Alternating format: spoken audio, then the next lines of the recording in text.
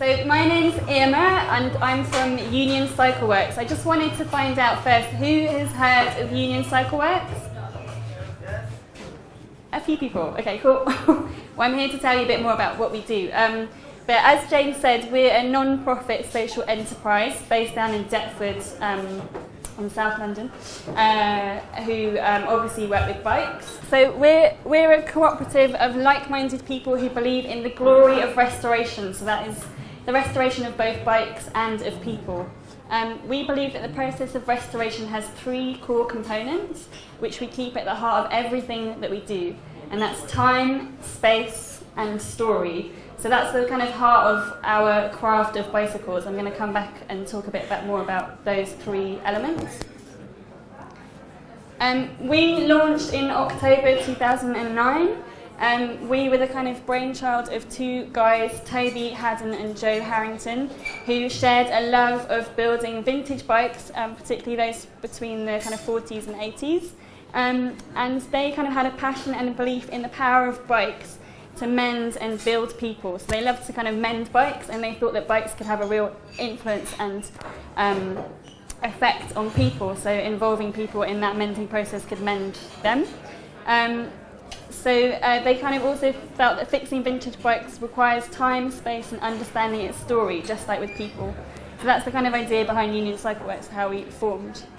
And we've kind of gone from being just Toby and Joe to now being a cooperative of about 17 members. So that's us up there, and we're very much owned by our members, and all the decisions are made together, and any profits that there are, which we tend to plough back into training, we kind of share, but that's less of a focus.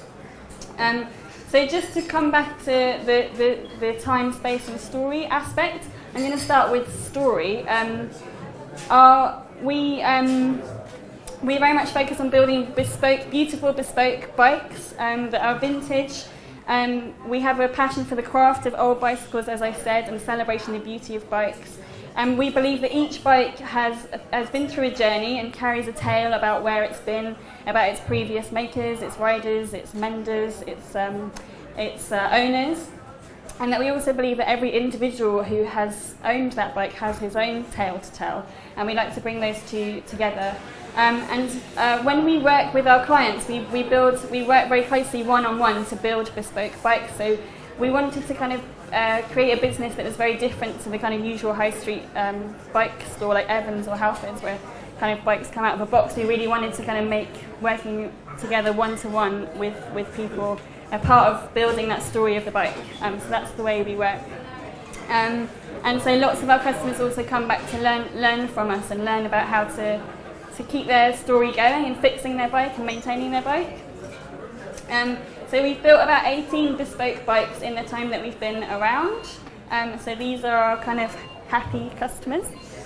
In terms of space, we think that a bike shop is more than just a bike shop. It's also community space, just like Look Mum No Hands, I guess, is.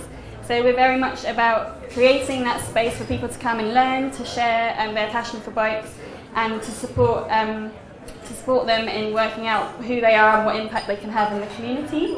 And we also like to think we create a positive and helpful environment for people to kind of come off the street and just find out more about bikes and not be intimidated by the space, and just find out that it's actually really easy and cheap to maintain and fix their own bike. And not every bike shop offers that, so we really wanted to make that happen. We also run an open toolbox session on Saturdays where people can kind of come down and use our tools and again learn a bit about fixing their own bike. As I said at the beginning, our model is all about reinvesting our profits back into the community. So in 2010-11, we are proud to say our profit was very small, £222, which meant that everything that we made, we ploughed back into investing into our community programs. And that brings me on to the last aspect of our model, which is about time. And this is about, we really believe in investing in training people and giving them the time and the space to get to know their bikes, get excited about bikes. So initially in our training program, we worked with individuals with mental health issues in early 2010. This was very complex and challenging. We started off with 5 people, but kind of came down to 2 because we just found it very difficult to work with people who have very complex needs. We really wanted to kind of support them, but we found that it was very difficult for us as a small organisation to do that, and it wasn't possible necessarily to kind of build them into the workforce, and so that was quite challenging. So instead we decided that the next step was to basically launch a programme that worked with young people and young unemployed people from the local area, and so that's where I kind of came in. And in October last year we launched a youth programme. I don't know if you can see these slides very well, I'm sorry. But we launched a programme in 2011 that was going to aimed at working with 16 to 25s in the area to basically train them in bike mechanics, but also to do a lot more.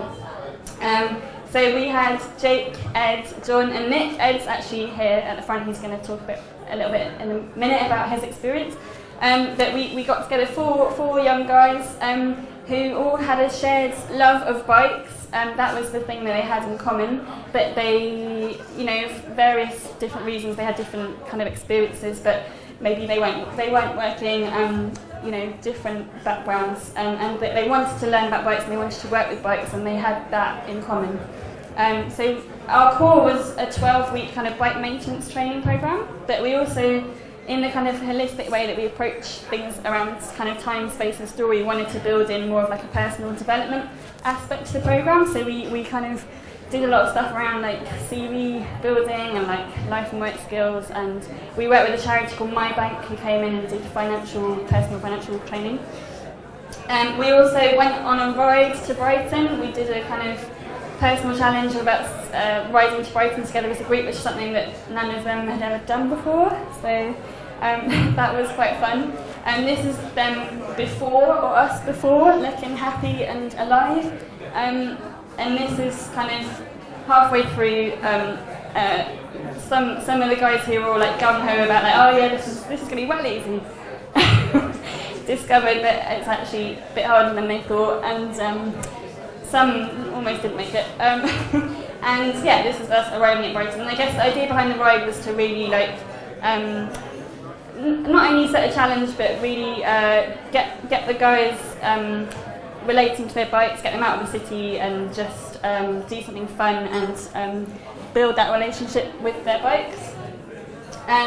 We also kind of ran a fundraising event towards the end of the programme where the guys, we challenged them to kind of organise it and run it and do all the publicity and things like that. And the aim was to raise money to run the programme again. So we raised about £400 and it was very successful. And just to give a bit of insight into how the guys felt about the course, and I don't know if Ed, you want to come up and say something really brief about how you found it, but the guys kind of said a variety of things from that it increased their self-confidence. Not only did they learn about bikes and the bike maintenance and the craft of bike looking after bikes, but they also kind of learned more about themselves, and I think it's fair to say kind of increase their confidence, increase their understanding of each other, and just by that space and time that it was given. So just what are they doing now, all the guys on the course? We were really successful, I guess. I guess the aim of the course was to get the guys back into work, but it wasn't necessarily bike related, and they're all now employed. Like you heard Ed say, he's riding his own pedicab. Nick's kind of working, he's got a job in Sainsbury's where he's really enjoying it, which is an amazing thing because he always hated work. He thought he never wanted to go back to work ever again. And the other two were kind of careering and going back to college, and it was kind of I think it was the time and the space that we gave them that enabled them to kind of, I don't know, that's my impression, just find their way back to themselves. And the power of just working on bikes and kind of connecting with that and connecting with their passion. So just quickly, what are we doing next? This is about the future. We're looking to expand. We want to do more. We're ambitious. We want to do more things. We want to do more training programs. We want to work with more young people and others in the local area. So we have, whilst holding on to our core vision, we either want to, we have a kind of few options, and I'm happy to have some suggestions and hear some comments from people, but we're either going to stay put, and that's not something that I think anyone wants, but resource-wise we're kind of a bit stuck around limited resources, so we might have to just stay where we are and not grow much bigger, or we're going to go mobile and kind of leave our premises behind and kind of take to the streets and do more kind of mobile working, which has its benefits and but also its drawbacks. Or my favourite option is to go big, which means we want to establish like a permanent base for ourselves down in Deptford and really make it into a community hub and kind of kind of have a cafe like here, but also really expand our community work. So really make bikes a really accessible and open, affordable thing for people down in South London, where not much of this is really happening. I think I'll end there. But yeah, I'd really love to talk to anyone who's interested in finding out more. And thanks very much.